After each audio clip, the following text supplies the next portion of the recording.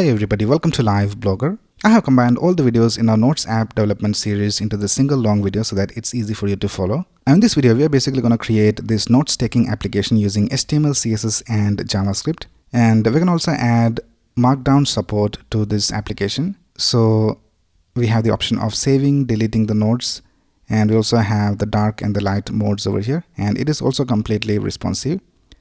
So we're going to design this from scratch using HTML, CSS and JavaScript in this video. And in the end, I'll also show you how to add this to your Blogger website. And I will also leave the link of the source code in the description of this video. So let's get started.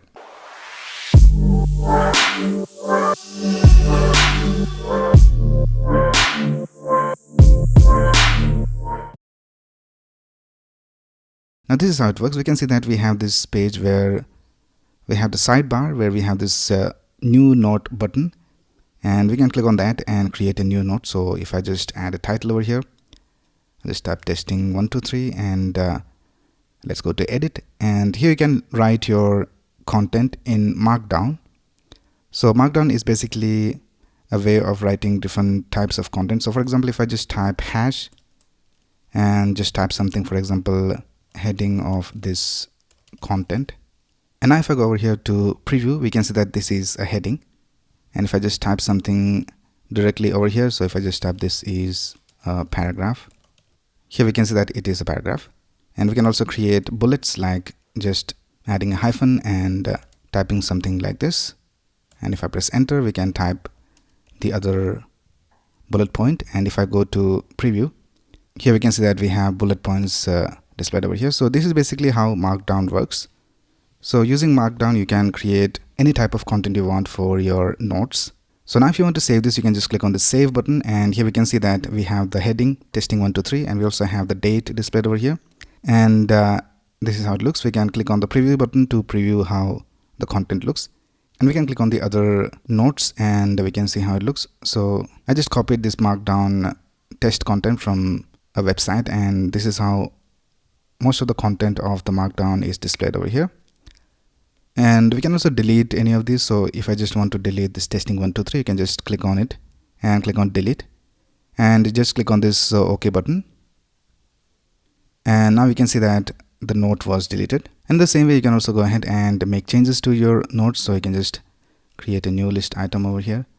And if I click on save, we can see that it is saved. And if I go back and go to that content once again, we have the updated content displayed over here. And we can also change the heading by just going over here to the heading and changing it. And if I click on save, the heading was updated.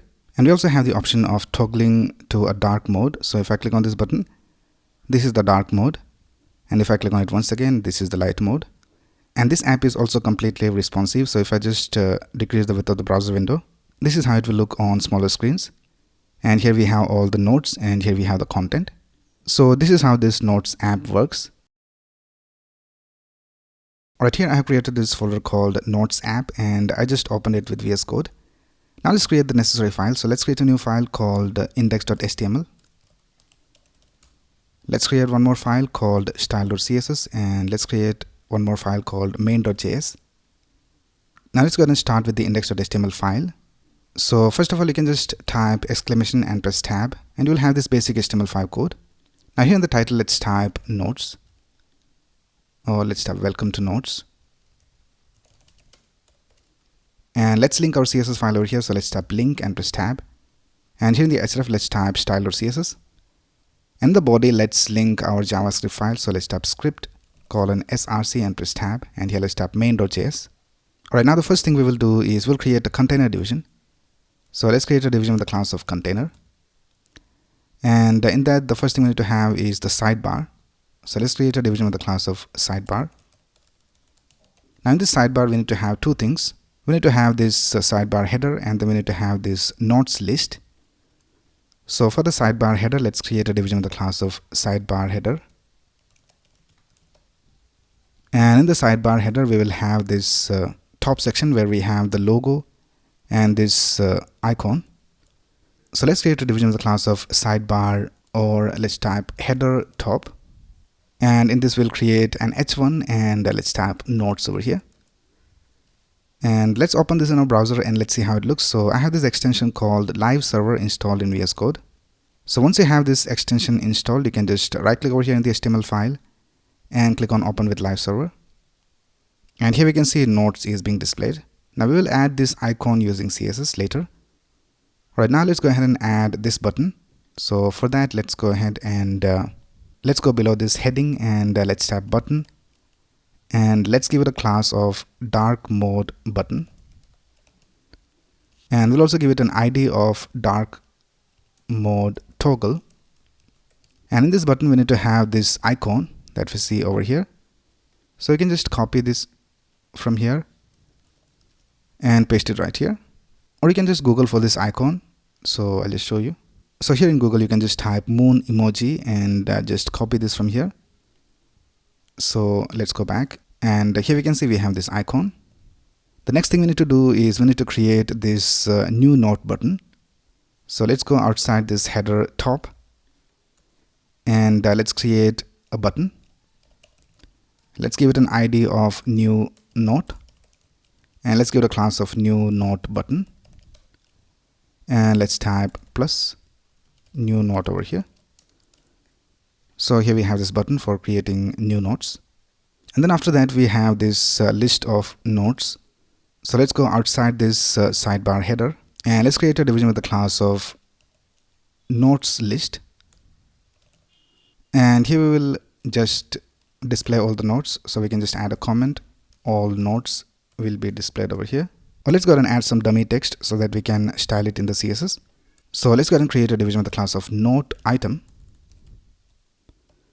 And in that, let's create an S3 for the note heading, and let's type testing, and let's create a paragraph, and let's add the date.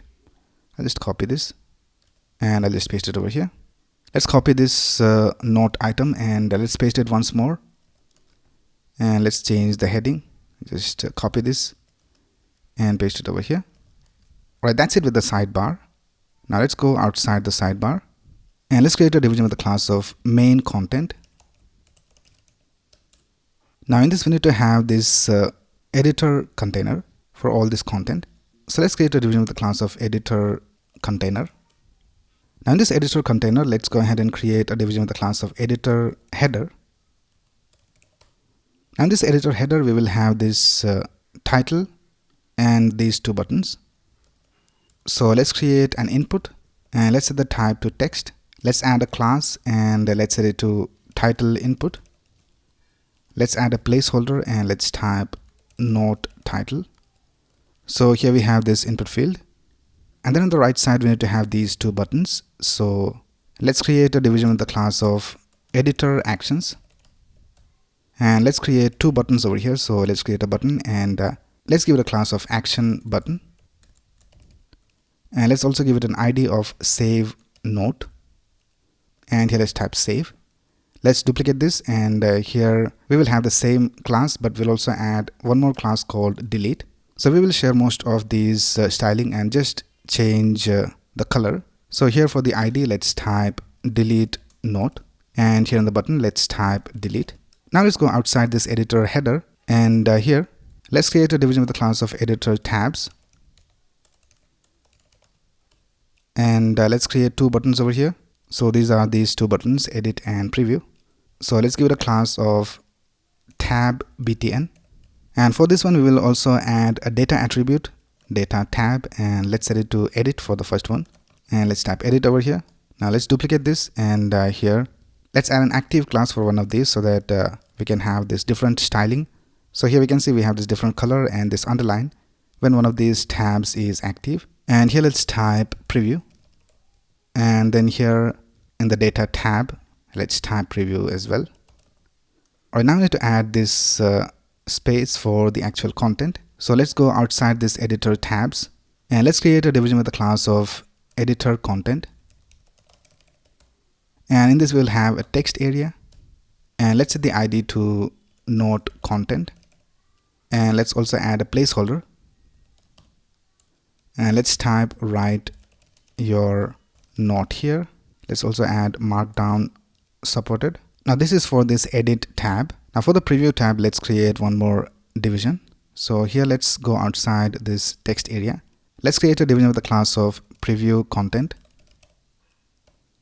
And that's basically it with the HTML of our notes taking application. So this is how it looks right now. Right, so here I'm in my source code, and in this video we will just style this sidebar and this header right here. So let's do that.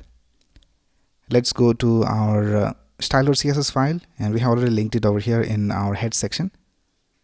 So the first thing we will do is we'll target everything, and we'll just set the margin and the padding to 0, and we'll also type box sizing border box so that it has the correct height and width for all the elements.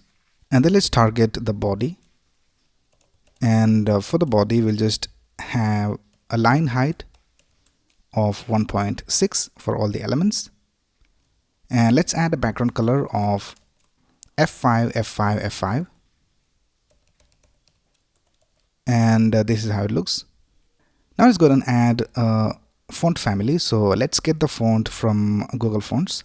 Alright, so here I'm in fonts.google.com, and let's search for the font called Inter. So I'll just search it over here, and let's select this font. Let's click on Get Font, and let's click on Get Embed Code, and let's add this to our code. So let's go over here to import, and we'll just import this CSS code. So let's copy this,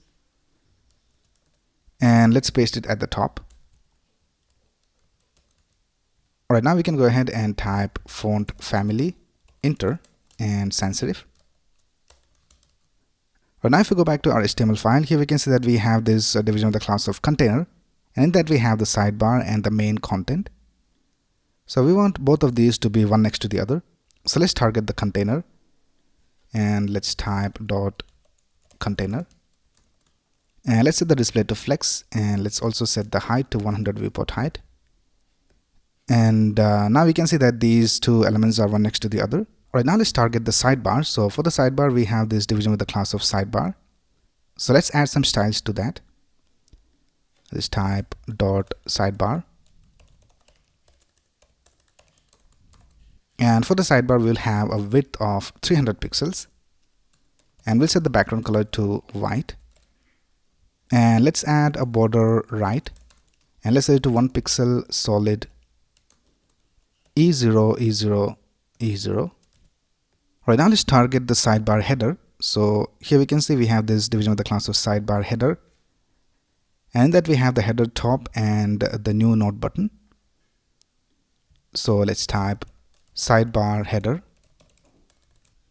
and let's add a padding of 20 pixels, and let's set the background color to 256 3EB, and let's set the color of all the text to white. So let's type color white. Now we also want to have this icon on the left side of the notes heading. So for that we will add a before selector. So let's type sidebar header, and we have an H1 in that. So let's target the H1, and let's type colon colon before. And for the content we need to add the icon. So you can just search for notes emoji and just copy this. So just copy it and paste it right here. And let's go ahead and set the font size to 28 pixels. And here we have the notes icon. Let's add some styles to the heading as well. So let's type sidebar header H1. Let's set the font size to 24 pixels. And let's go ahead and set the margin bottom to 15 pixels. Right, now we need to have some gap between this emoji and this text. So let's target the H1, and let's set the display to flex, and let's type align items to the center, and let's add a gap of 10 pixels. And this is how it looks. Right, now we need to have this dark mode button on the right side. So for that we need to target this header top division, because in that we have the H1 and the button. So let's target this header top. I'll just type header top, and let's set the display to flex, justify content to space between, and align items to the center. Let's add a margin bottom of 15 pixels, and this is how it looks. We can see that both these elements are to the extreme left and right sides. Right, now let's target this dark mode button, and let's style it. So we have this class of dark mode btn. So here let's type dark mode btn, and let's remove the background, and let's remove the border as well, and let's set the font size to 20 pixels, and let's set the width to 30 pixels, and let's set the height to 30 pixels, and let's type border radius 50%, and let's also add a hover. So let's type dark mode btn colon hover, and here we'll just add a background color of f0 f0 f0. And now if you hover over this, we can see that we have this hover effect. We'll also add a smooth transition. So here let's type transition background color, and let's set it to 0.3 seconds. So this is how it looks. Let's also set the cursor to pointer. Right, now let's style this new note button. So for the new note button, if you go back to the HTML file, here we have this class of new note btn. So let's target that. Let's type new note btn, and let's set the width to 100%, and let's set the padding to 12 pixels, and let's add a background color of RGBA 255 255 255 and 0.15 for the opacity, and let's set the color of the text to white, and let's set the border to 1 pixel solid RGBA 255 255 255 and 0.3 for the opacity, and let's add a little bit of border radius for rounded corners. So let's type border radius, and let's set it to 8 pixels, and let's set the font size to 14 pixels, and let's set the font weight to 500. Let's also set the cursor to pointer. So when we hover over this, we have this cursor, and let's also add a hover effect.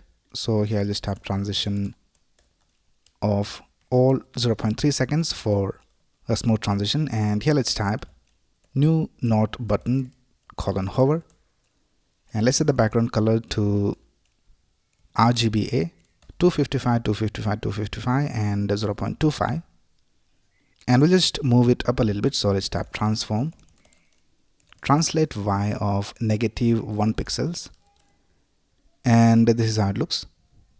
Right, now let's go ahead and style these notes. So if you go to the HTML file, here we can see we have this division with the class of notes list.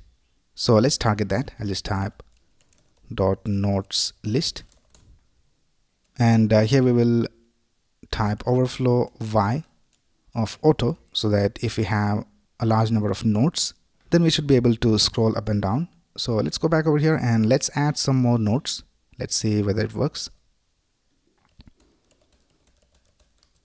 And now let's go back to our website, and here we have a lot of notes, and when we scroll down, we can see that the whole website is scrolling down. We just want to scroll this notes section. So for that, we can go ahead and target the sidebar, and we can just go ahead and set the display to flex, and we also need to set the flex direction to column. And now if we go back and if I scroll down, we can see that just this notes list is being scrolled. So now let's go back and let's target the other divisions. So here we can see inside the notes list, we have this division with the class of note item. So let's target that. Let's go back over here and let's type note item, and let's set the padding to 15 pixels and 20 pixels, and let's set the border bottom to 1 pixel solid E0 E0 E0, and let's set the cursor to pointer.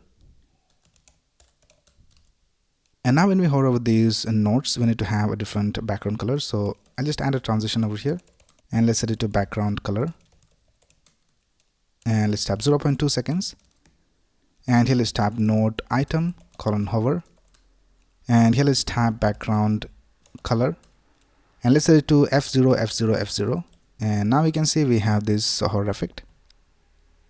Now when one of these nodes is active, for example if we click on this note, we can see that this is active and we have a different color for the active note. So for that, we'll also add one more class. So let's type note item dot active, and here we'll have a different background color. So let's type background color, and let's set it to E3 F2 FD. So now let's go back over here to the HTML and let's add an active class over here to one of these nodes. So here let's type active, and now we can see that we have the correct color for the active node. Right, now let's target the S3 inside the node item. So let's type node item S3, and let's set the font size to 16 pixels, and let's set the margin bottom to 5 pixels, and let's type color and let's set it to 333. Right, now let's target the paragraph which has the date. So let's type node item P, and let's set the font size to 13 pixels, and let's set the color to 666, and this is how it looks. So with that, we have completed styling our sidebar. Right, here I'm in my source code, and the next section is called main content. So let's go to the style.css file and let's start styling that. First of all, let's target the main content division. And right now, if we just add a background color over here, we can see that it doesn't have the full width. So for that, let's type flex of 1. And now we can see it has the full width. So now let's go ahead and remove this background color.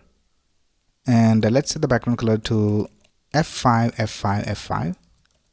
Let's also add a padding, and let's set the padding to 20 pixels. Right, now let's target this division called editor container, and that we have all the elements that we see over here.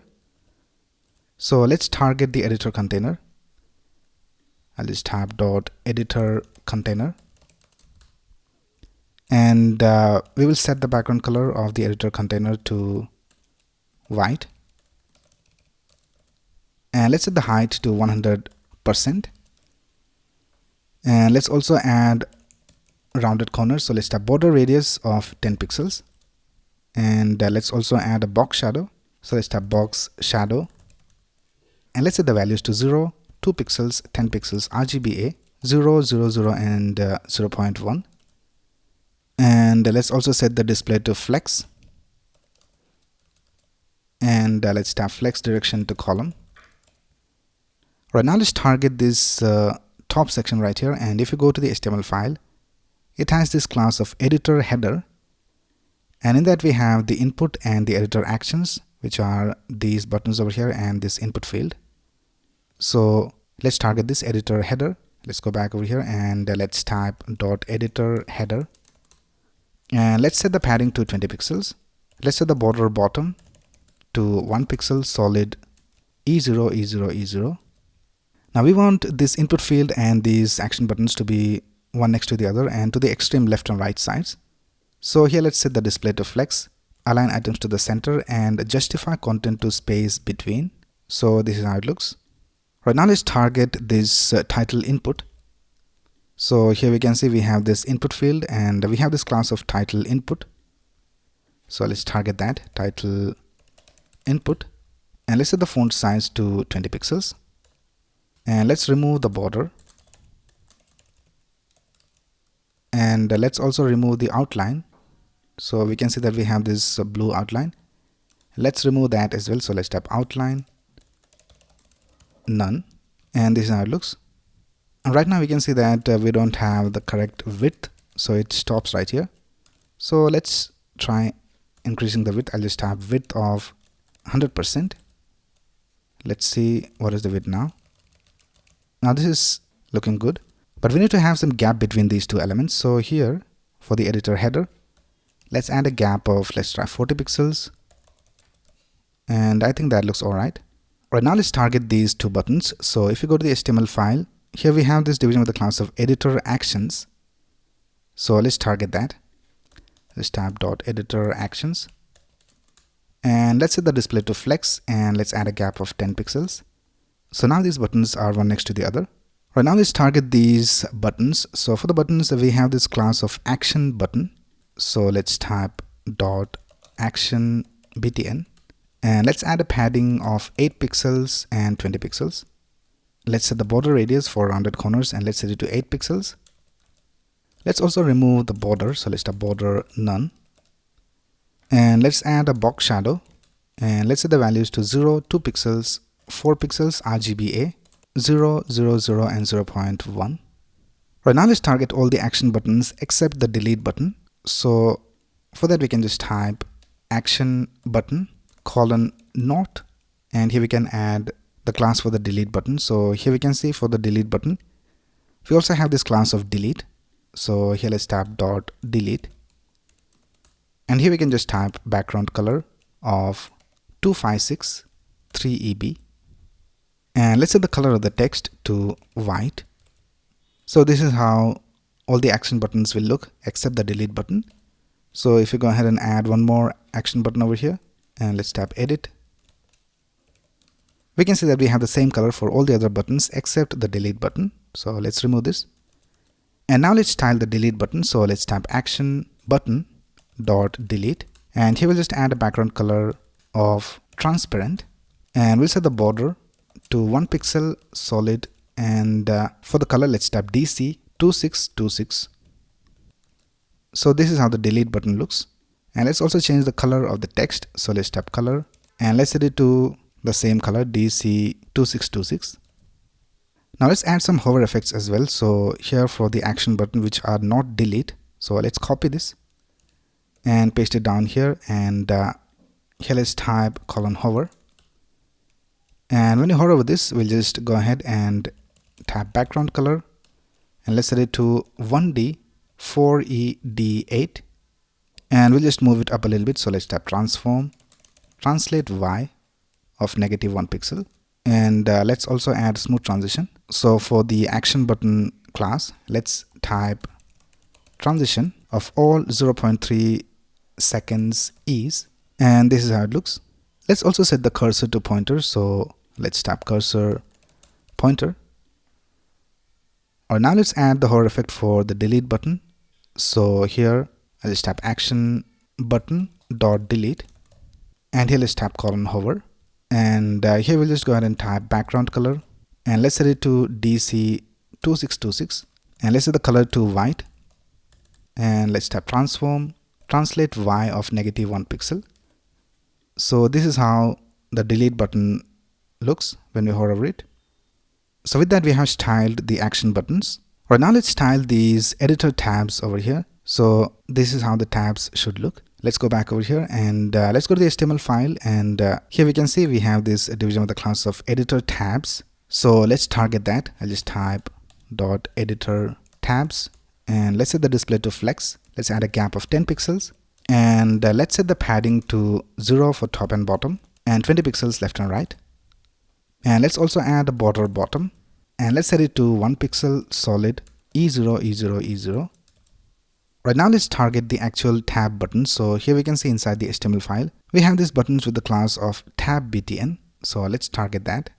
I'll just type tab btn, and let's add a padding of 10 pixels and 20 pixels, and let's set the border to none, and let's go ahead and set the cursor to pointer, font size of 14 pixels, and let's set the color to 666, and we'll just go ahead and remove the background. So let's tap background and let's set it to none,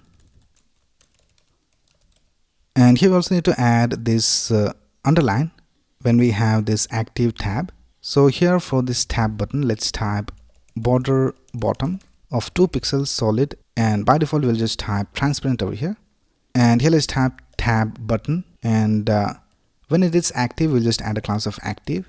So when the tab is active let's set the color to 007 AFF, and let's set the border bottom color to the same color 007 AFF. And now we can see that we have this active class over here for the edit, and it is looking alright. If you go ahead and change the active class and add it to the preview button, then we can see that the preview tab is active. Right, now let's go back to the HTML file, and here we can see we have this division of the class of editor content, and then we have the text area and the preview content. So let's target this editor content. here just type dot editor content, and let's set the flex to 1. And if I just add a background color, we can see that it takes up the full width and height that it can. And let's go ahead and set the position to relative, and we will set the position of this not content and preview content to absolute, and it will be positioned relative to the editor content. So let's target this ID. Now for the preview content we have this class, so just add an ID over here as well. So let's type preview content, and let's go back over here and let's type hash not content and hash preview content, and we'll just set the position to absolute. We'll just set the top to 0 and the left to 0, and let's set the width to 100%, and let's set the height to 100% of the parent, and let's add a padding of 20 pixels. So this is how this text area looks right now.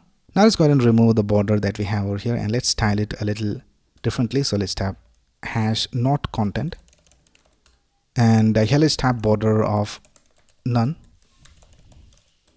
and let's type outline of none as well. We'll also remove this resize option, so let's type resize of none. Right now we are not able to click on this not content because the preview content is on top of that. So for now we can just go ahead and type preview content, and we can just set the display to none. And now we are able to type over here. So let's go back over here and let's add some more styles. Let's type font family, and let's set it to Monaco and monospace, and let's go ahead and set the font size to 14 pixels, and let's set the line height to 1.6. So now we can go ahead and add our content over here, and with that we have completely styled our Notes app UI. Now here we can see that there are two of these notes displayed over here, and if you go to our source code, here we can see that we have already added these notes over here, and these notes are being displayed right here. So if I just go ahead and comment these lines of HTML, now we can see that no notes are displayed over here. So what we will do in this video is that we will just display the notes over here from the local storage. So for that, let's go ahead and add some data to the local storage. So you can just go over here to the inspector, right click and go to inspect, and you can go to applications, and here you can go to local storage and go to your website, and here you can go ahead and create a new key. So let's call it notes, and here in this notes we need to add the data for the notes. It will basically be an array of objects, and in the object we will have the ID, and for the ID we will have some number, and then we will have the title, and then for the title we can add some title. So I'll just type meeting notes, and then we'll have the content, and let's add the content over here. I'll just type discuss the project details, and then we'll have the last modified, which is the date. So let's type last modified, and here you need to add the timestamp, and let's just add a date time value, and let's press enter. Now this is basically our nodes local storage data. So in that we have the ID, title, the content, and the last modified data. So now let's write a function to display that data over here on the left side. So let's go to our source code, and here we have already linked our main.js file. So let's go to the file, and we'll create a class, and let's call it Notes app, and let's instantiate a new object over here. So let's type new Notes app. Right now in this class we need to add the methods and the properties that the class needs. So the first thing we will do is we'll create a constructor. Now this constructor basically initializes a new object with some predefined properties and methods when we use this new keyword. So in this constructor, let's go ahead and type this dot notes. Now we are using this over here so that this notes property should be associated with the current object that is being referenced. So let's type equals, and let's type JSON dot parse, and we need to get the data from local storage. So let's type local storage dot get item, and we have a key called notes, and if you don't have that, then we'll just go ahead and store an empty array.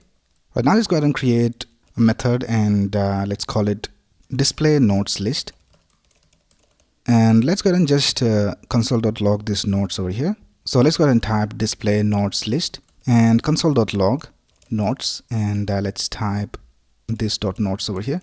Right, now let's go back to our website and let's see whether the nodes are displayed in the console. So let's right click and go to inspect, and we have some problems in the data. So let's go back to application, and I think the problem is because we have single quotes. So let's change all of these into double quotes. Alright, so I have changed all the single quotes into double quotes, and let's reload the page. And now we can see in the console we have this notes, and in that we have all the details of the notes displayed over here. So now let's go back to our code and let's continue writing our code. So the first thing we will do is we'll just initialize all the elements. So let's create a function for that. I'll just type this dot initialize elements, and let's also create a property called current node, and by default we'll just set it to null. And let's create one more method called add event listeners. So we'll add all the event listeners inside this method. Right now let's go ahead and create these methods. So let's tap initialize elements. So we need to get all the elements from the HTML and store it inside our JS. So let's go back and let's go ahead and see what are the elements we need to add. So we need to add this button. We have an ID of dark mode toggle, and then we need to add the input with a class of title, and let's also add an ID over here so that everything is consistent. So let's type ID is title input, and then we need to reference the notes list. So here we have the notes list and we have an ID, and then we also need to reference the notes content. So here we have this note content ID, then we have preview content ID over here, and let's also reference the new note button. So we have that button right here. We have an ID of new note, and then we also need to reference the save note and delete note buttons. And then we have these tabs, and we'll just select them using this class. Alright, so let's go ahead and select all of these elements. Let's go to our main.js file, and let's type this dot notes list equals document dot get element by ID, and here let's type notes list, and let's do the same for all the other elements. So let's type this dot title input equals document dot get element by ID title input, and let's type this dot note content equals document dot get element by ID note content, and then we have this dot preview content equals document dot get element by ID preview content.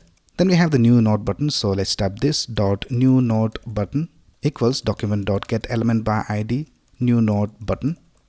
Then we have the save button. So let's type this dot save button document dot get element by ID save button, and then we have delete button equals document dot get element by ID. Then we have the tab button. So let's type this dot tab btns equals document dot query selector all, and here let's add the class name. So we have a class called tab btn, and then we have the dark mode toggle button. So for that we have an ID of dark mode toggle. So let's type this dot dark mode btn equals document dot get element by ID dark mode toggle. Right, now the next thing we will do is we will add event listeners to these elements. So we have already created this method name over here inside the constructor. So let's create the method over here. So let's type add event listeners, and let's type this dot new node button dot add event listener, and let's listen for the click event. And when we click on that button, we need to call a function called create new node. So we'll create this function in a minute, and let's duplicate this a couple more times. And the next one is save node button, and here we'll create a function called save node. And then we have delete node button, and we'll create a function called delete node, and I think the button is called delete button, so let's change it to delete button. And then we have this note content, and when we make changes in that, we need to call the update preview function. So let's type note content, and here let's type this dot update preview. This will be used to update this tab over here with this preview tab. So whenever we make changes over here, so let's type list item 4, and if you go back over here, we can see that it is updated right here. So that's the update preview function. And then let's go ahead and add event listeners to the tab buttons. So let's type this dot tab buttons dot for each, because we have multiple tab buttons, and let's call each of these btn. And here let's go ahead and tap btn dot add event listener, and let's listen for the click event. And here let's get the data, so let's tap E. You can call it anything you want, and let's tap this dot switch tab, and let's pass the data over here. And with this data we'll be able to change the tabs of our application. And then lastly we need to have this dot dark mode button dot add event listener, and let's listen for the click event, and we'll create a function called toggle dark mode. Now let's go ahead and write all these methods, and we'll just write empty methods for now, and later we will add the functionality. But for now let's go ahead and type create new node. Then we have save node, and then we have delete node. So I'm just creating these methods right here. And then we have update preview, and then we have switch tab, and then we have toggle dark mode. Right now let's start with the display functionality. So here we have this method display nodes list. Now let's delete this console log. Now what we need to do is first of all we need to remove anything that we have inside this nodes list HTML. So if we have anything inside this nodes list division, we need to just remove it. So let's tap this, and we are referencing it over here with this name of nodes list. So let's tap this dot nodes list dot inner HTML equals blank, and I'll just bring this method down here. And the next thing we need to do is we need to loop through all these nodes, and we need to construct this HTML structure. So we have division with the class of node item, we have the S3 and the paragraph. So for that let's go ahead and tap this dot nodes dot for each, and for each of the nodes I'll just call it node. Now here in this arrow function let's go ahead and create a const called node element. Now for constructing this HTML node element, we'll create a function, and we'll call the function over here. So we'll create a function called create node element, and we'll just pass the node to this function. So with the help of this node, this function will create our HTML structure. So let's create that function over here. So let's tap create node element node, and here let's create a const with the name of div, and let's tap document dot create element, and let's create a div. And first of all we need to give a class name of node item. So let's tap div dot class list dot add, and here let's tap node item. Now here we can see for the active item we need to add the active class. So here let's type if this dot current node, which means that if this is the current node, ampersand ampersand, and let's also check whether this dot current node dot id is node id. So if both the IDs are same, then we also need to add a class called active. So let's type div dot class list dot add active.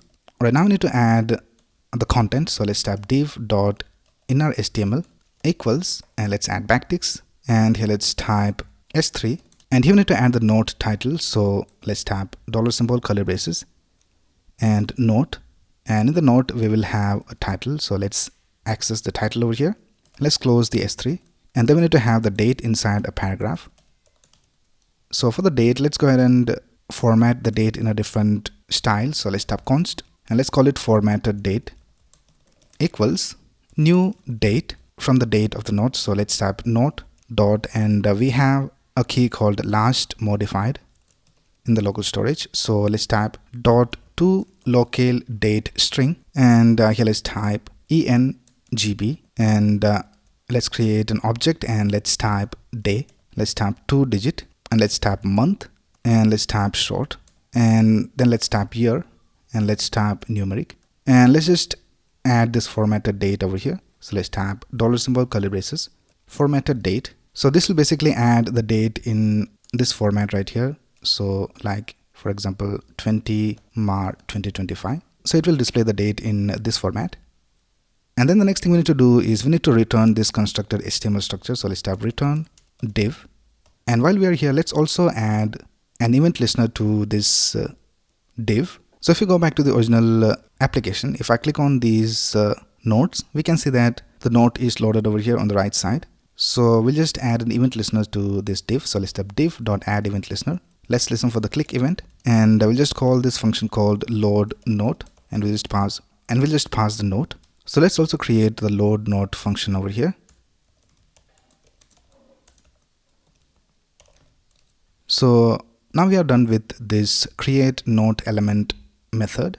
Now let's go back to the display notes list method, and here we need to tap this dot notes list dot append child, and let's append the HTML structure that we get returned from this create note element function. So it is called note element. So let's add that over here. Right, now let's go ahead and save this. Let's go back to our website and let's see whether it is being displayed. We don't have anything displayed over here, so let's go to the console. Let's see whether we have any errors. So we have an error, uncaught type error, cannot read properties of null. So let's see what's the problem. Let's go back to the JavaScript, and here we have the new node btn. Let's go to the HTML file and let's see whether we have the correct ID. So we have an ID just called new node, and we have it over here as new node btn. So let's change it right here, new node btn. Right, now let's go ahead and save this. Let's go back, and now we have the problem for save node button. So it is called save button over here, and I think we have the same problems over here. So let's go back to the HTML. Let's add the same type of ID names for all of these. So we have new node button, and here we have save node. Let's change this to save node button, and let's do that over here as well. Delete node button. Let's go back and let's change this to save node btn. Let's tap save node btn, and here also we have delete node btn. Let's add that over here as well, and here also we need to change it. So we have delete node btn, and I think now this should work. So let's go back, and now we can see that we don't have any errors. We have this local storage data displayed over here. Let's open the local storage and let's add some more data over here.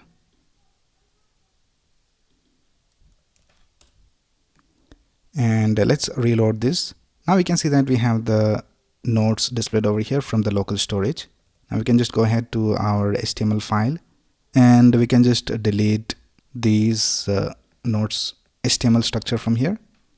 So with that, we have added the functionality of displaying the nodes over here on the left side of our notes taking application. Hi everybody, welcome to Live Blogger. In this tutorial series, we are building this notes taking application using HTML, CSS and JavaScript. Now in the previous video, we added the functionality of displaying the nodes over here from the local storage. Now in this video, we will add the functionality of deleting these nodes from the local storage. So let's get started.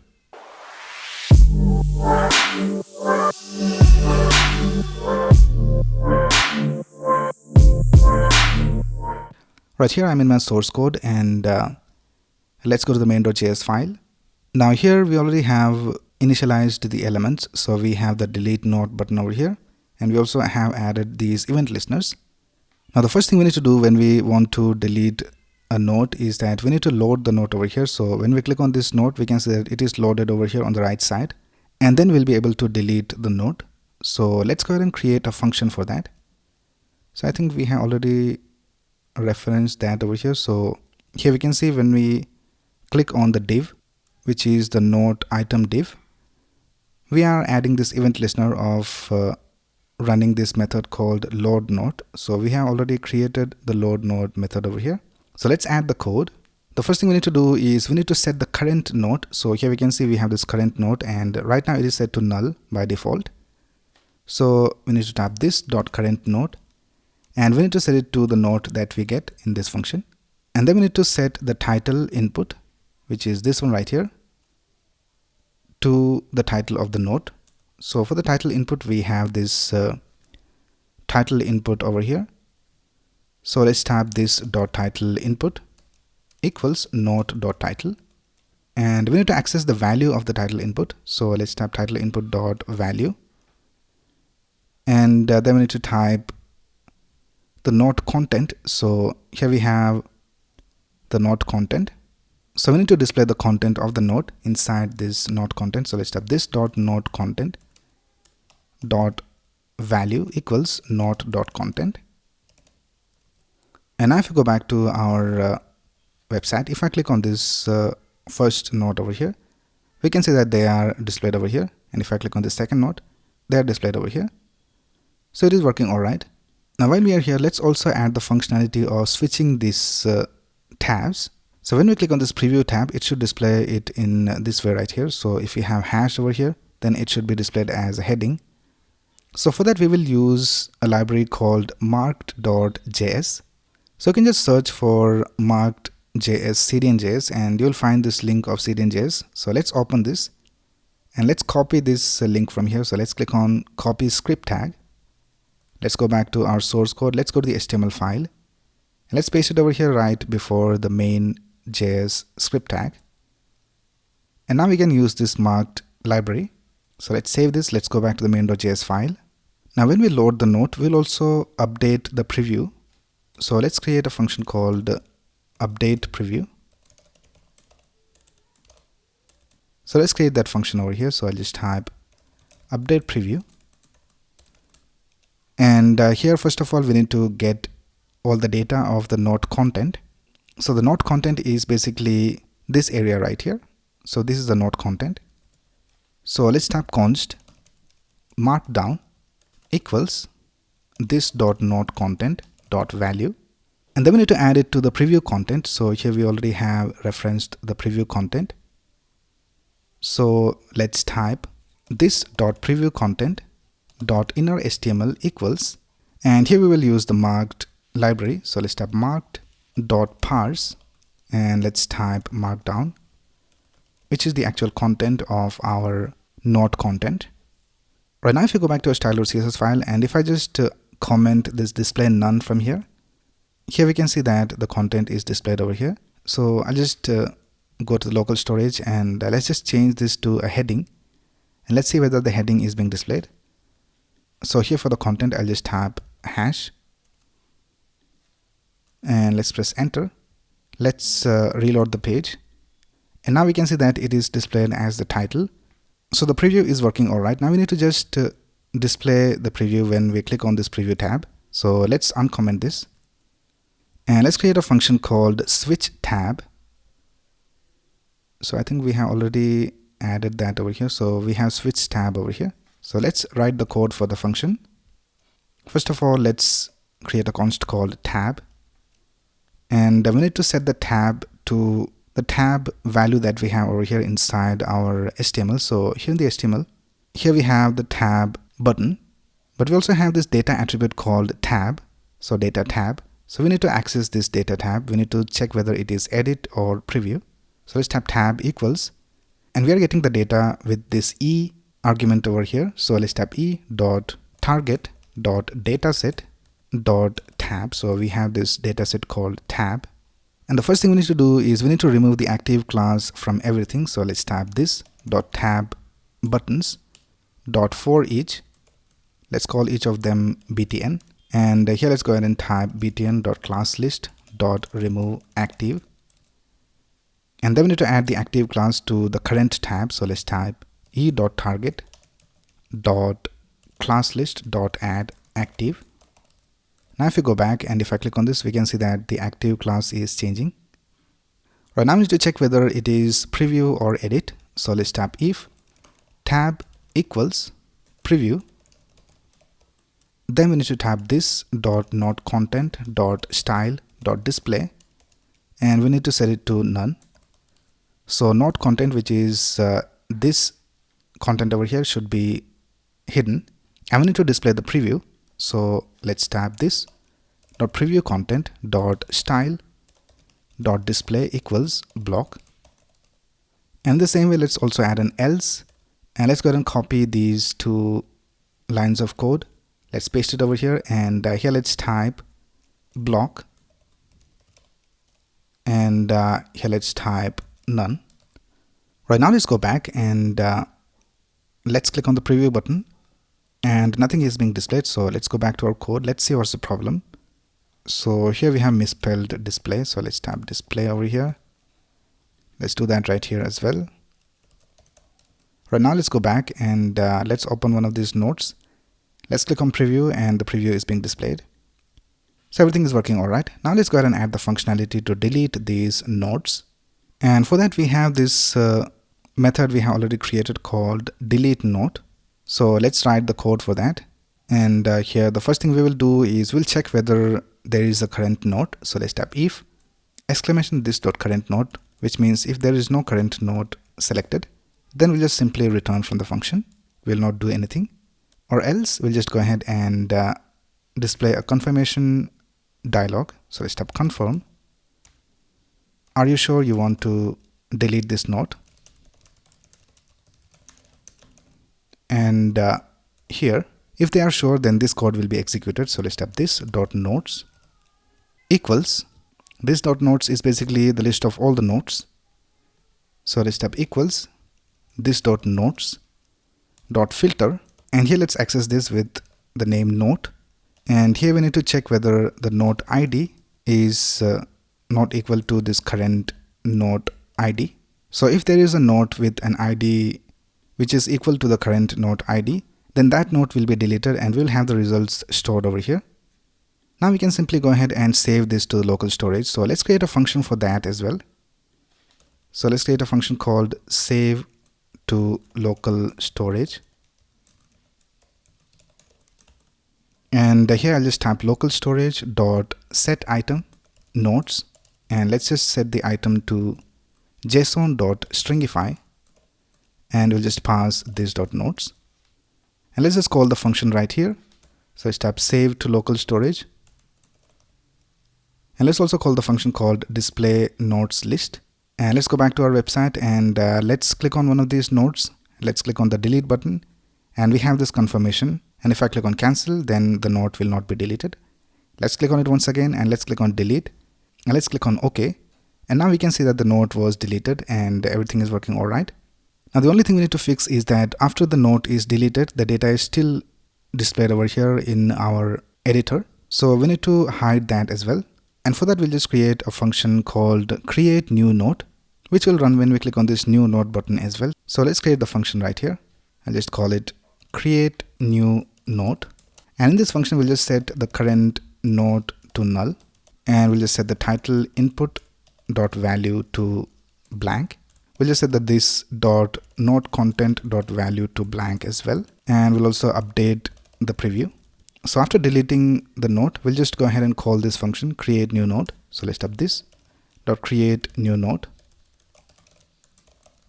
Right now, let's go back, and even if I click on this new node button, we should have that function called. So let's go back over here, and for the new node button, we already have this event listener added with this function.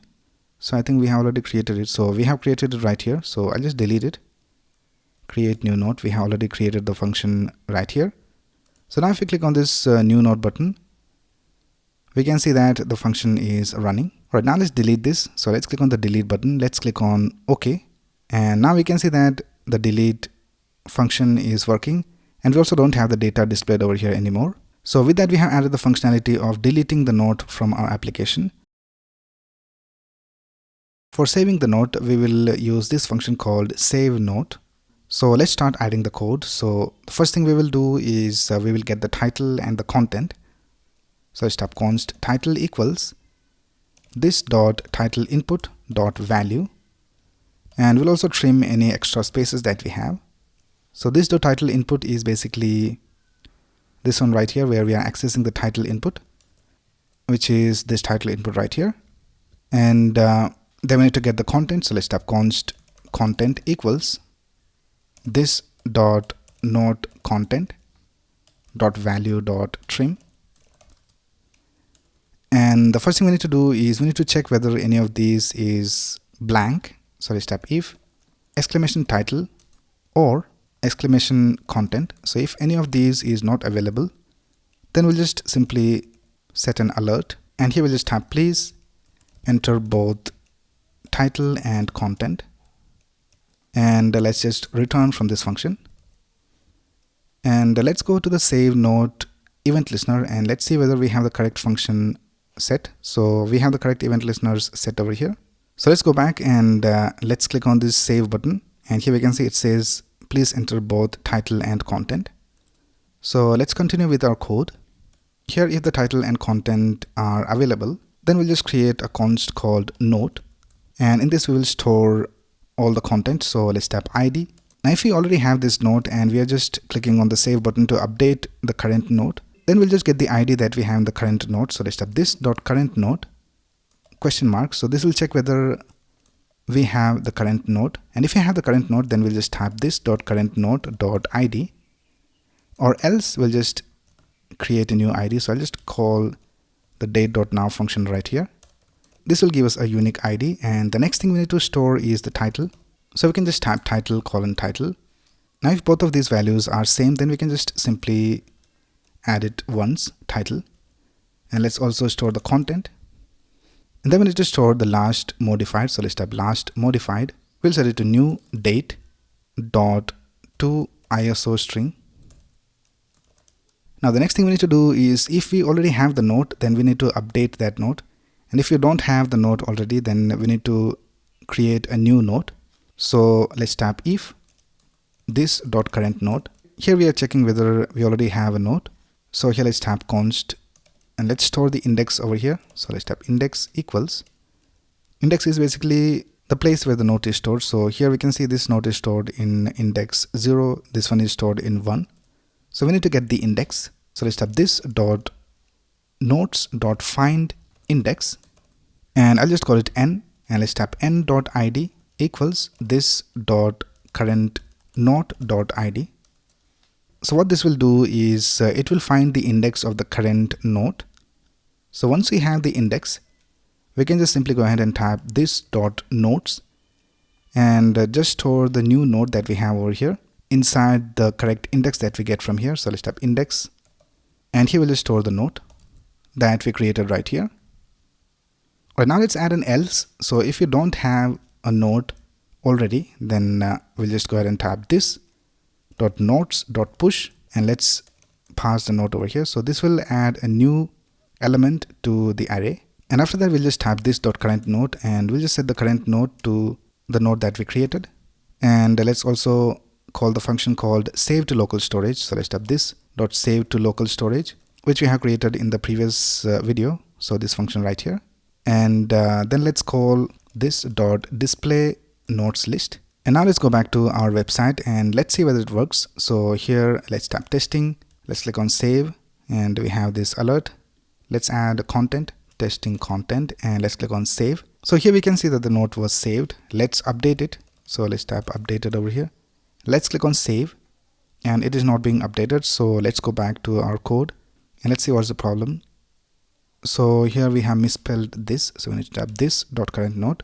Let's go back and let's update this. Let's type updated content, and let's click on save. And if I click on this node once again, we can see that it is saved. Let's update this. Let's click on save, and we can see that the title was also updated. Now let's click on new node, and let's add a new node.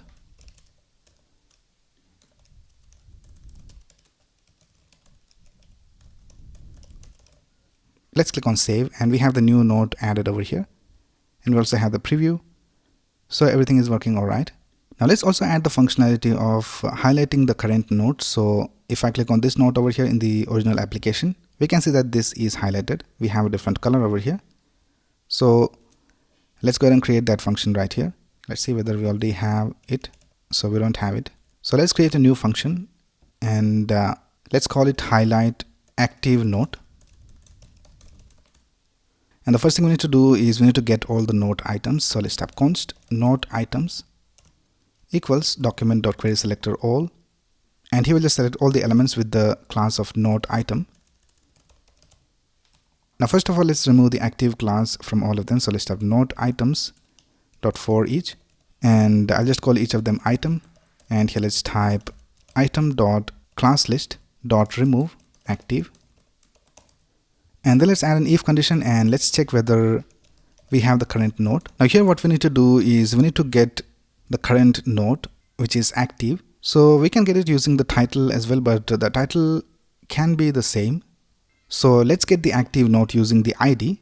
So if you go to our HTML structure, and if you take a look at the nodes list HTML structure, we have the node item over here, in that we have the S3 and the paragraph. We'll also add a data attribute for the ID over here. So for that, let's go back to the function which we have over here called create node element, and here for the div We'll also add a dataset. So let's type div.dataset.id equals note.id. So now if we go ahead and if we go to our HTML structure, here we can see that we have the ID for each of these note items. Now we can just go ahead and check whether any of these is the active note. So let's go back and let's go to the function called highlight active note, and here we'll just type const active note equals this dot notes dot find, and let's call it item, and here we'll just check whether item dot dataset dot id is equal to this dot current note dot id. And if we have the active note, so let's type if active note, then we'll just go ahead and set the active class to that. So let's type active note dot class list dot add active. Now let's see whether this works. Now for making this work, we need to call this function. So we have highlight active note function. So we'll just call it over here after creating a new node. So let's type this dot highlight active note, and we'll also call the function highlight active note inside the create new node function as well. So let's type this dot highlight active note, and let's do that for the load node method as well. So here also we'll just type this dot highlight active note. All right, now let's go back to our website and let's click on this node, and the active class is not being added, so we have some problems. Let's go to the console, and we have some error over here. So undefined reading ID.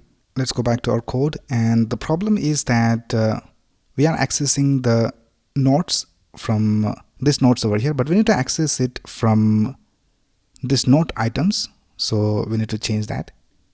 Let's go ahead and change it over here. So let's type array dot from, and here let's add note items that we get over here. So now let's go back to our website and let's click on this, and now we can see that it is working. We have the highlighted node displayed over here, so everything is working all right. Let's create one more node, testing 3, and let's add some text over here.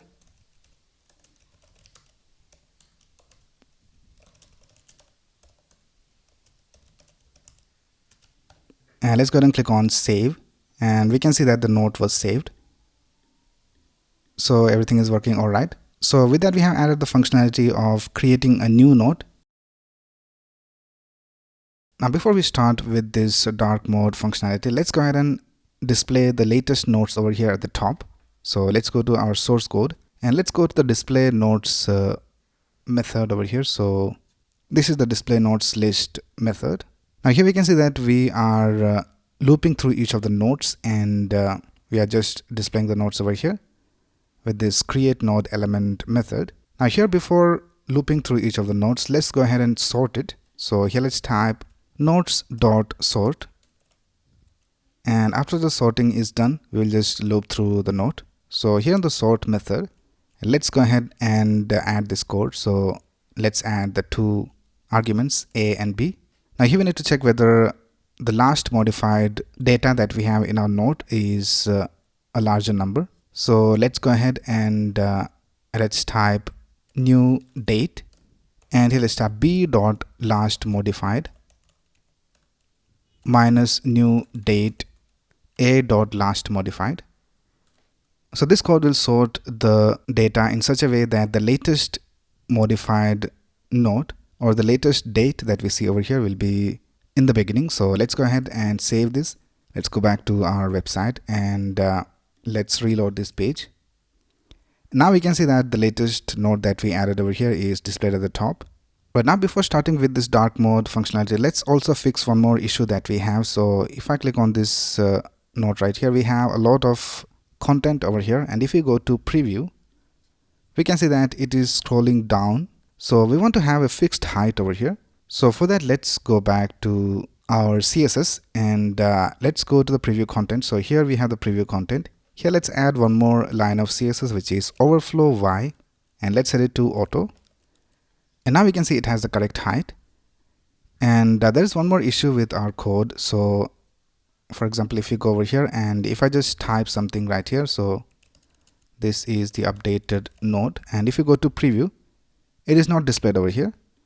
So if you go to our JavaScript, let's go to the event listeners, and here we can see for the event listener of the node content, we are listening for the click event, and here we need to change it to the input event. So whenever we input anything inside the node content, the preview should be updated. So now let's go back over here, and here we can see we have, this is a paragraph displayed over here in the preview. So now if we just type updated over here, and if I go to the preview, we can see that updated is being displayed over here. Alright, so now let's go ahead and start with the dark mode functionality. Now here in the add event listener, we can see that we are adding this event listener to the dark mode button, and we are calling this method called toggle dark mode. So let's go to this method, and here what we will do is we will add a class to the body. So let's type document dot body dot class list dot add, and let's add a class called dark mode, and let's also update it in the local storage. So let's type local storage dot set item, and here let's type dark mode, and here let's type is dark mode. So we'll create this property. Let's go to the constructor, and here let's type const is dark mode equals local storage dot get item dark mode equals true. So this will return whether the dark mode is available or not. And here let's type if is dark mode. Then we'll just simply go ahead and type body dot class list dot add. Let's add the class dark mode to the body, and we'll also change the text content inside here. So here right now we have this icon. Now we need to add the other icon. So it is referenced over here as the dark mode btn. So let's type dark mode btn dot text content equals, and here let's add the sun icon. So you can just search for sun emoji and copy this from here. So let's paste it right here, and let's also add document dot body over here. Right now just scroll down and go to the dark mode toggle method, and here let's first of all check whether the dark mode is activated. So let's type const is dark mode equals document dot body dot class list dot contains. So let's check whether the body contains the dark mode, and here we'll just go ahead and change the icon based on the dark mode value. So let's type this dot dark mode button dot text content equals is dark mode. So if it is the dark mode, then we will add this icon, or else we'll just add the other icon. So let's copy the icon from here. So I'll just copy this, and I'll just paste it over here. So now let's go back to our website, and let's go to the console. And here in the elements, let's check whether we have the body with the class added as the dark mode. So let's click on this dark mode button, and here we can see that we have the other icon. And here in the body, we can see that the dark mode class is added. Right now, let's click on this dark mode button once again, and it is not changing. So let's go back to our code, and here we need to change add to toggle.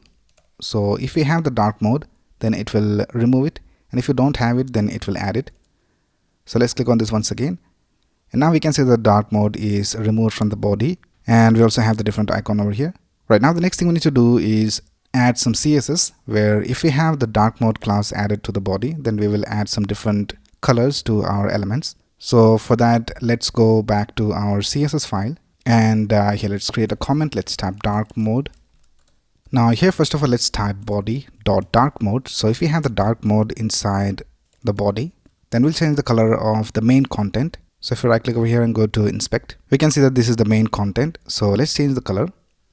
I'll just type dot main content, and here let's add the background color to hash 1a 1a 1a. Now we can see we have this dark color over here. Let's go ahead and change the color of the sidebar. So for the sidebar, we have the sidebar class. Let's type body.dark mode sidebar, and let's set the background color to 2D 2D 2D, and here we also have this border right. So let's type border right, and let's change the color of the border right. So let's type border right color, and let's set it to 404040. So now let's go ahead and target this sidebar header. So here we have this sidebar header. So let's go back and let's type body dot dark mode sidebar header, and let's set the background color to 1A 1A 1A, and let's set the border bottom to 1 pixel solid 404040. So this is the sidebar header. Now let's target this new node button. So let's tap body dot dark mode, and for the new node button we have this class of new node btn. So let's tap new node btn, and let's set the background color to 007 AFF, and let's set the border color to transparent. So this is how the button looks. Let's also add a hover effect. So I'll just copy this and paste it down here. Let's tap hover, and let's set the background color to 0056B3. So this is the new node button. And then we have the node item. So here we can see we have this division with the class of node item.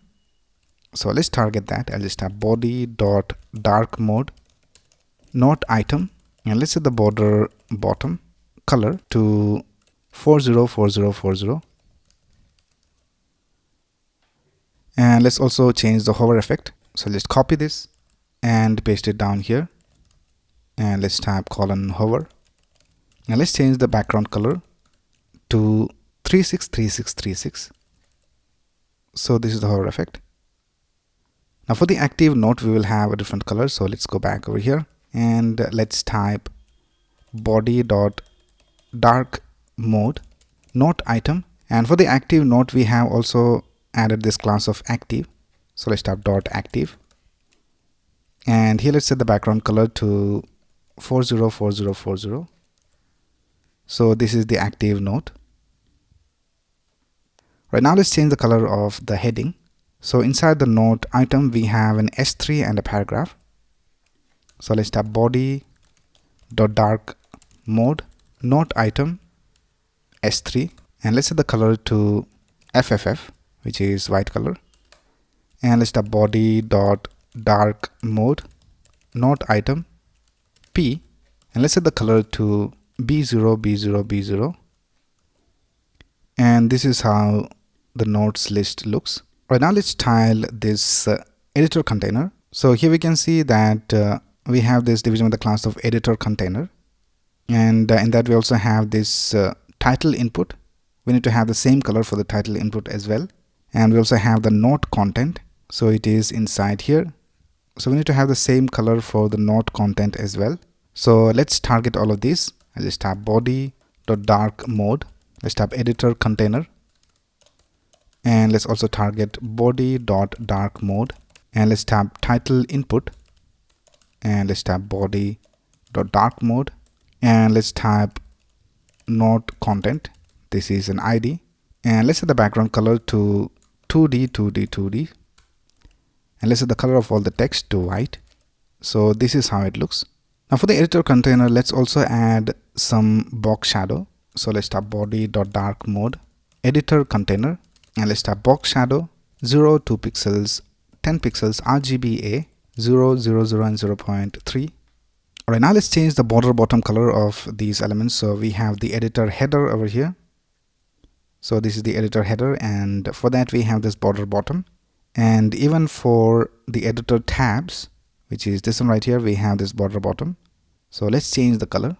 Just a body dot dark mode editor header, and let's tap body dot dark mode editor tabs, and here let's type border bottom color, and let's set it to 404040. So now we can see we have the correct color. Now for the active tab button, let's change the color. So let's go back over here and let's tap body dot dark mode, and let's tap tab button dot active, and let's set the color to 007 AFF. So we have a different color. Right now when we hover over this button for the dark mode, we need to have a different hover color. So let's target that. I'll just tap body dot dark mode button hover, and let's tap background color. Let's set it to 363636, and this is how it looks. Now here if you go to this testing 2 node, and if you go to preview, Here we can see that for the link we have this color, so we need to change the color for the dark mode. So let's type body.dark mode, and it is inside the preview content. So let's type preview content A, and let's set the color to 66B3FF, and let's remove the underline. So let's type text decoration to none, and this is how it looks. Let's add a border bottom, and let's set it to 1 pixel solid transparent, and here let's type body.dark mode preview content A colon hover, and here let's go ahead and type border bottom color. Let's set it to 66B3FF, and this is how it looks. Now if you scroll down here in the preview, we can see that we also have some code over here. So this is some lines of code. So let's add a library called highlight.js so that this code is highlighted better. So we have the correct syntax highlighting. So you can just search for highlight.js in Google and you'll find this website. So let's go to the website. So this is the official website of highlight.js. And let's scroll down and let's get the CDN. So here we have the link of the theme and also the highlight.js library. So let's copy these two scripts from here. And let's go back to our index.html file. Let's add it to our head section. Now you can change the theme from here as well. So let's go to the list of all the themes. So I think it is in the demo. So here we have the theme. So you can choose any theme from here. I'll just choose a theme called Tokyo Night Dark. So it is this theme right here. So we will add this theme to our notes application. So let's type Tokyo Night Dark over here instead of default. So let's type Tokyo Night Dark. And the next thing you need to do is you need to call the highlight all function. So here let's go to our main.js file and we will call the highlight all function inside the update preview method. So I think we have already added the update preview method. We can delete it from here, I think. So let's delete it. So here we have the update preview method. And here let's type HLJS. You need to type the exact same thing. So let's type HLJS dot highlight all, and let's save this. Let's go back to our notes application. Let's open this note. Let's go to the preview. And here we can see that our code is highlighted in the correct manner. So while we are here, let's also fix some other things inside the preview. So let's go back to the CSS file and here let's type preview, and here let's type dot preview content.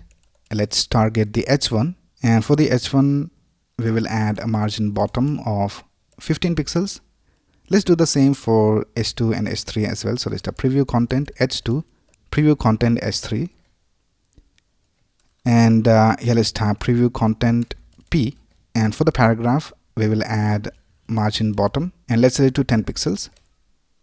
And for the list items and the ordered list, we will have a padding left.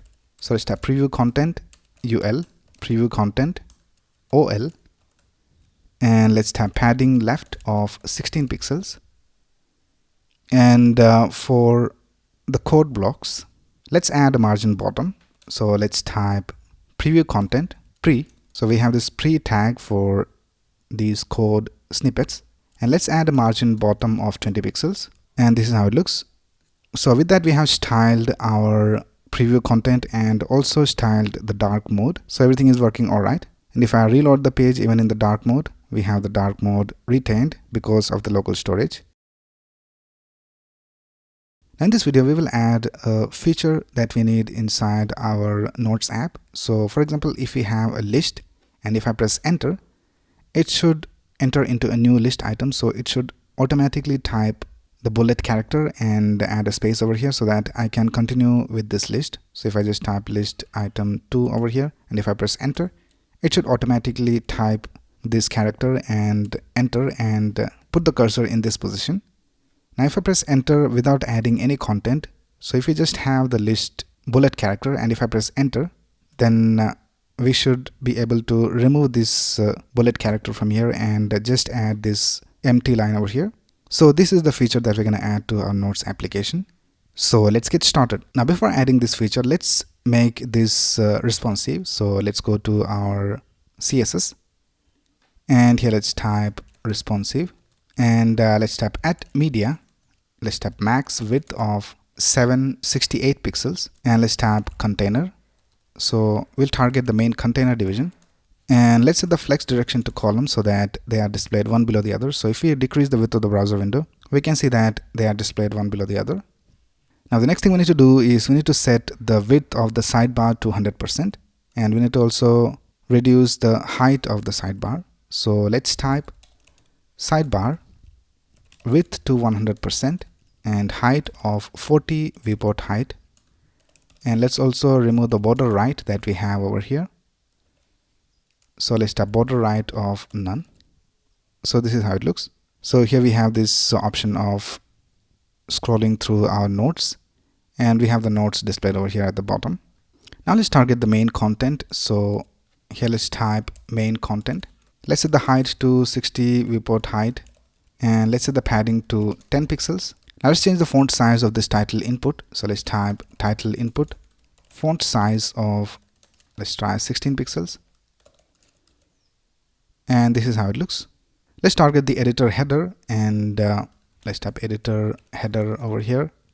Let's set the padding to 15 pixels, and I think that's basically it for the responsive version. Right now let's go ahead and add the feature that we needed, which is the feature of continuing the list. So if I press enter, we should automatically have this typed in over here. So let's go to our main.js file, and in the constructor we will add this method. So let's type this dot handle markdown shortcuts. So this is what we'll call it, and let's scroll down and let's create that method over here. So here let's type handle markdown shortcuts. Now the first thing we need to do is we need to check whether the enter key is pressed. So we need to target the not content. So let's type this dot not content, and let's add an event listener. Let's listen for the key down event, and we'll get some data. So let's call it E, and here first of all let's add an if condition, and let's see whether the E dot key is not equal to enter. So if it is not enter, then we'll just return from the function and we'll do nothing. And if it is the case, then we'll just console.log, and let's see whether it is being displayed. So let's type E dot key. Let's go back and let's open the console, and let's type something over here. So here let's press enter, and we can see enter is displayed over here. If we just type anything else, we don't have anything displayed. If you press enter, we have enter displayed over here once again. So we are actually detecting that the enter key is being pressed. Now the next thing we need to do is we need to get the cursor position. So for that we can just create a constant. Let's call it cursor pose equals this dot not content, and we need to type selection start, and this will give us the cursor position. So I'll just console.log that over here.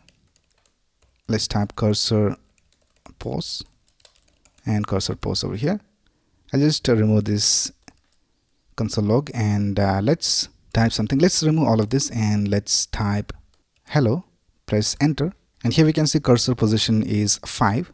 If we just type hello with 2 O's, and if I press enter, we can see the cursor position is 6. So we are actually getting the cursor position. Now the next thing we need to get is the text.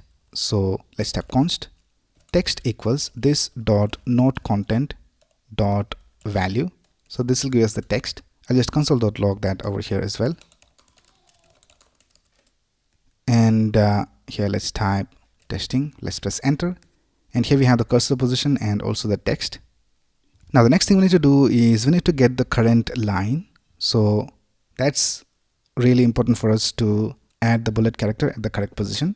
So let's go ahead and create a const called current line, and let's set it equal to text, which we are getting from here, dot substring, and here we will type 0, and we need to get it from 0 to the cursor position, and we need to split it with the new line character. So let's type /n. So now if we go ahead and console.log this current line over here, we need to also get the last line from here, but I'll just console.log this first of all so that we can see what is going on. and here let's type testing 2, testing 3. So now we can see that we have this array with different lines as different array items. Now here we need to get the last item. So for that we can just type dot pop. So this will give us the last item of the array. So now if we just type testing and testing 2, and here we can see we have testing 2 displayed over here. So if we just type hello, we have hello displayed over here. So we are getting the last line. Right now the next thing we need to do is we need to check whether we have a bullet. So I'll just remove all of these console logs, and let's check whether we have a bullet in our line. So for that let's type const and let's call it bullet match equals, and let's check the current line and let's type dot match, and we will use regex for matching whether we have a bullet inside our line. So let's type / caret and parenthesis. Here let's type /s asterisk, and let's add one more parenthesis, and here let's type square brackets. We need to check whether we have this hyphen or asterisk or plus symbol. So these are the symbols that we're going to use as the bullets, and here let's type /s /. So this is basically a regex code to match whether we have any of these 3 bullets inside our line. You can just search for it online and you'll find this regex, or you can just copy this from here. Right now let's go ahead and check whether we don't have the bullet. So let's type if !bullet match.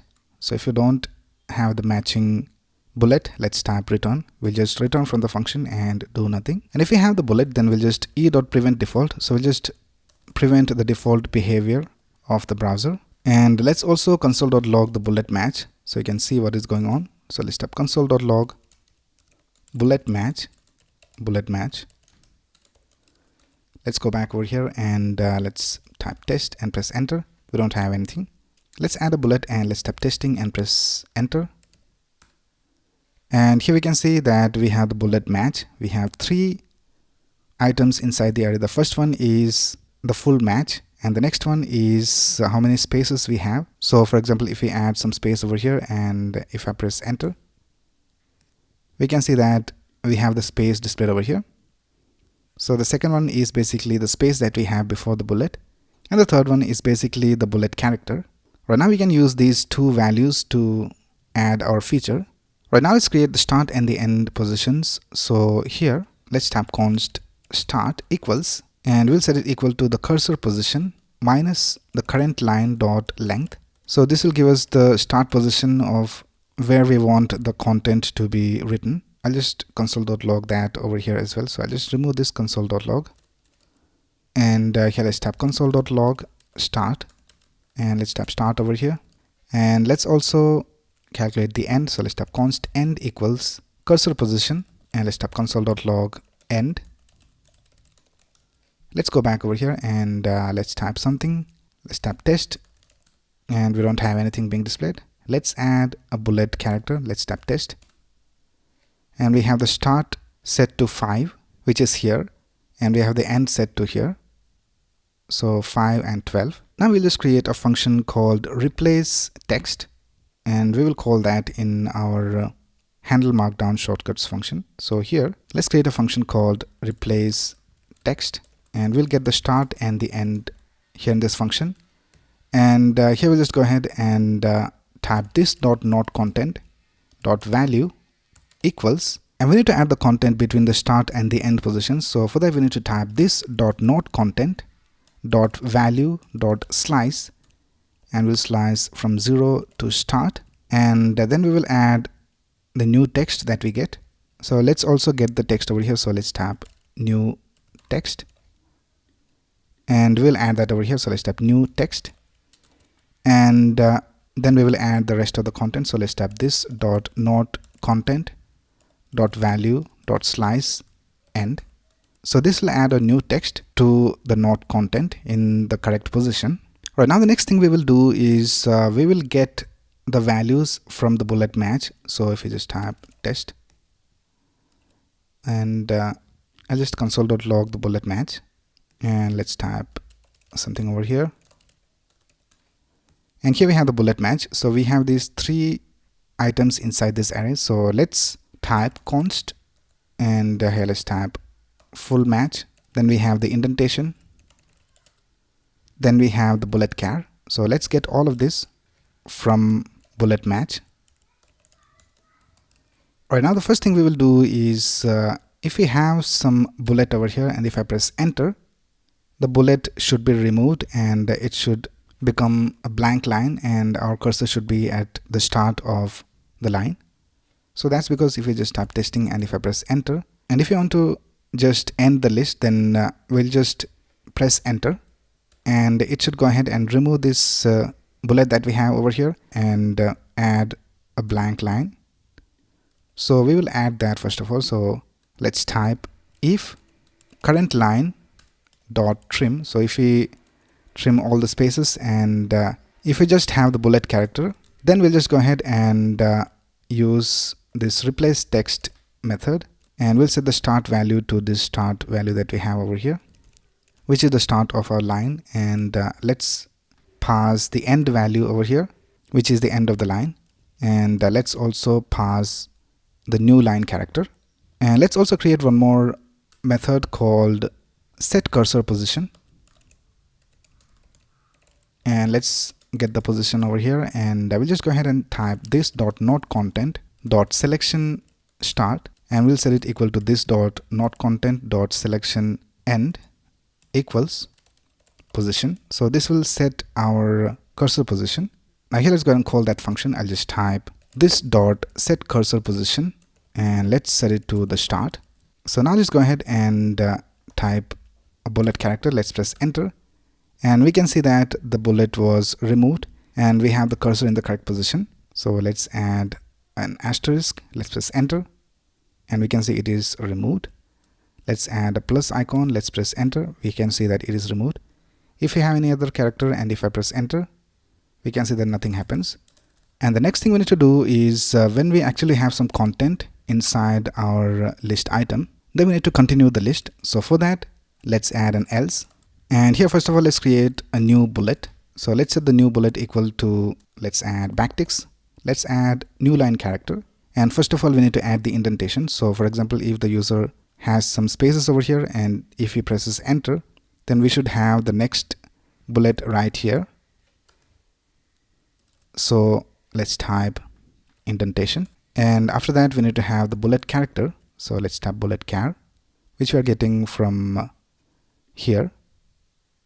Right now let's call the replace text function, and let's pass the cursor position as the start value, and for the end value also we will pass the cursor position, and let's pass the new bullet as the content, and let's set this set cursor position value to cursor position plus the new bullet.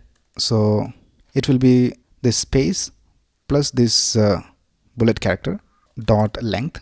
So this will set the cursor in the correct position. Let's go back and let's type testing. Let's press enter and we can see that we have the new list item being added. Let's type testing 1. Let's press enter. We have the other list item, and here we need to add one more space after the bullet character. So here after the bullet char, let's add a space, and now let's type testing, and now we can see that it is working all right. And if we add some space over here and if I type testing, we can see that we have it being displayed correctly, and if I press enter, we can see that the listing is stopped. So with that, we have added the bullet functionality to our application, and it is being displayed over here as well. So let's go ahead and remove all the console logs from here, and I think we have some more console log. So we have the bullet match. Let's remove that, and we have this current node. Let's remove that as well, and that's basically it. So with that, we have added all the functionalities that we need for our notes application.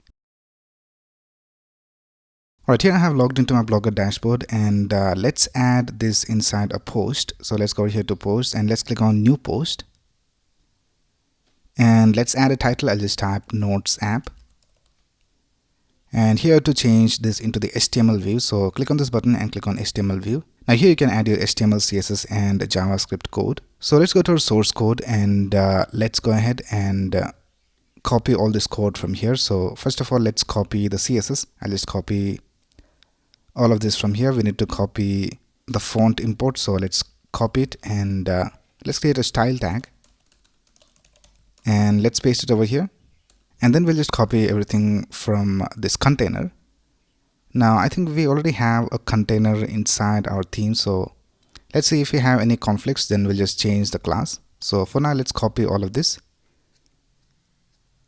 So let's copy all this CSS from here, and let's paste it right here. So we have copied everything from the container. We have not copied these two selectors because this will change everything inside the page. So let's go ahead and add our HTML now. So let's go to our HTML file, and let's copy everything from here till here. And now let's paste the JavaScript. I'll just create a script tag for that. And let's go back to our source code. Let's go to the main.js file. Let's copy all of this JavaScript from here, and let's paste it right here. Right now, let's click on publish, and let's click on confirm. And here we can see our post was published. Let's click on this view button.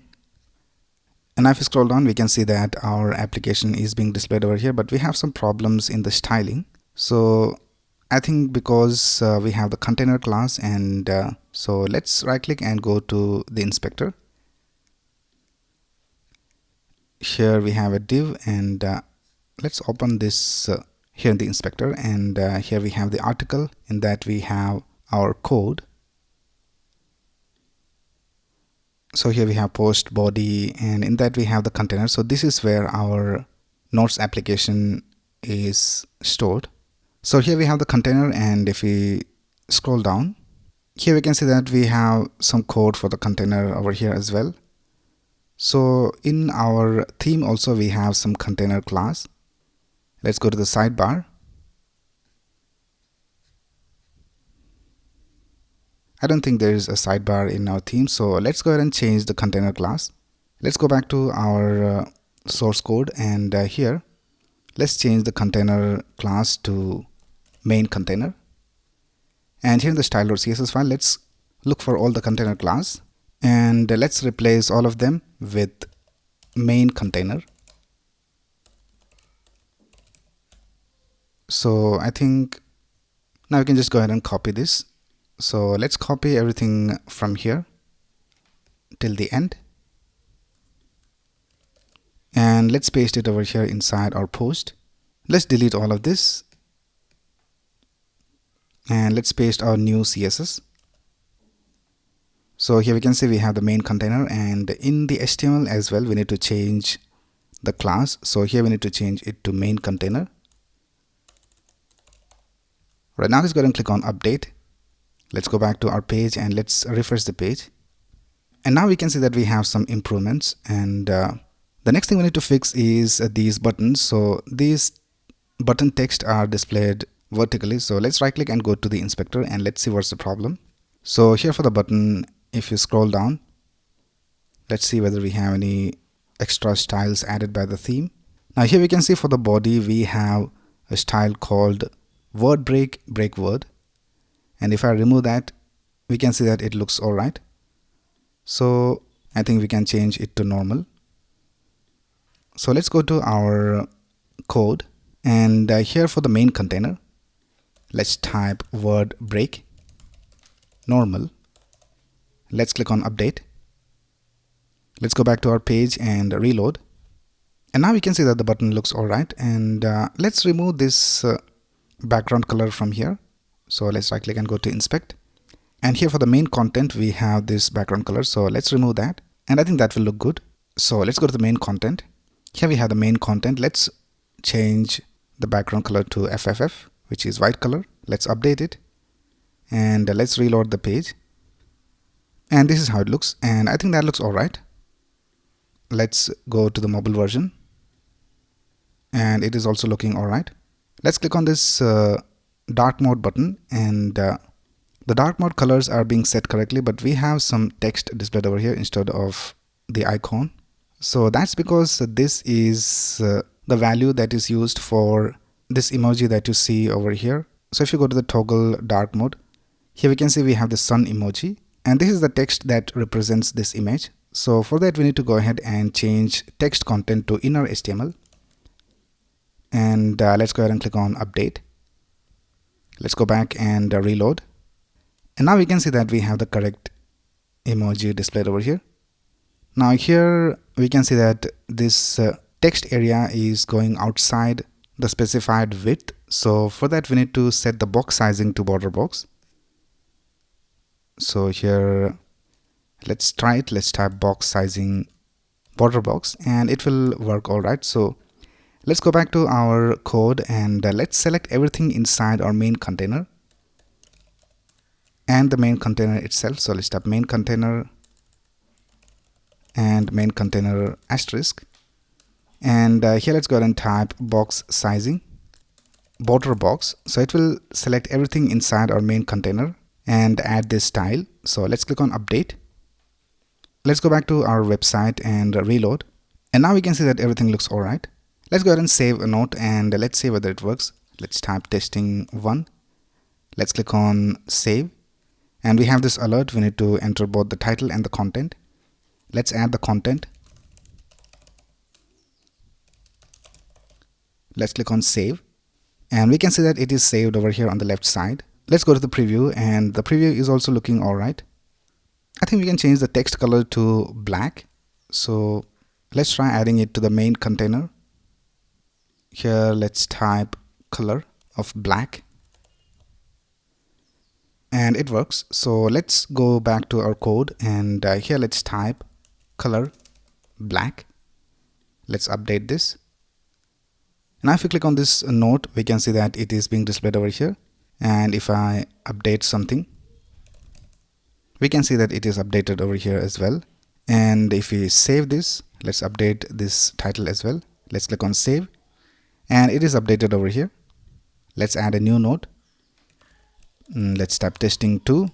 Let's type testing2 over here, and let's click on save, and it is saved over here on the left side. And if you want to delete this, let's click on this delete button, and let's click on OK, and we can see that the note was deleted. So everything is working all right. So that's basically how you can add this notes application to your blog or website.